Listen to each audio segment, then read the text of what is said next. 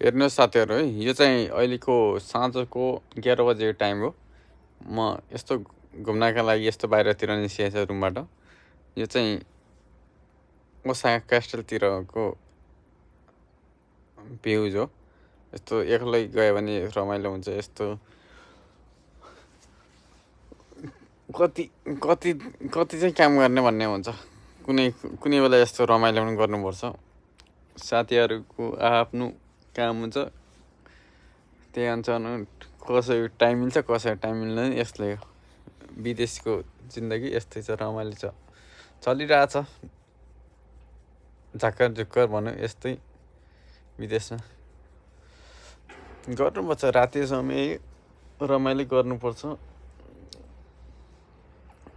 त्यस्तो हो।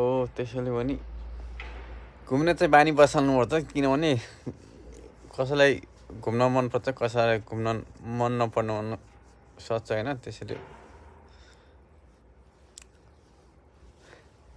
मेरो त प्रायः घुम्ने मन हुन्छ। यस्तै हो, घुमिन्छ आइन्छ, साँझ फर्किन्छ, 12 बजीतिर आएर खाना खाइन्छ, सुतिन्छ, 2 बजीतिर फेरि बिहान उठ्नुपर्छ। 7 बजे उठेर फेरि कलेज जानुपर्छ। 9 बजे कलेज हुन्छ, फेरि 5 बजे कलेज हुन्छ। त्यसपछि फर्केर फेरि काममा जानुपर्छ। यस्तै हो विदेश लाइफ, बिजी हुन्छ होइन। टाइम दिन पनि गाह्रो हुन्छ। त्यसैले पनि टाइम मिलेको बेला घुम्न त छोड्नु हुँदैन गाइस। यस्तै हो विदेश भनेको, रमाइलो हो। विदेश भनेको कस्तो हुन्छ भने टाइमको चाहिँ यति महत्त्व हुन्छ, टाइम बाई टाइम हुन्छ। 1 सेकेन्ड 1 मिनट ढिलो भयो भने गयो जिन्दगी। त्यस्तो हो विदेश भन्ने, त्यस्तो हो।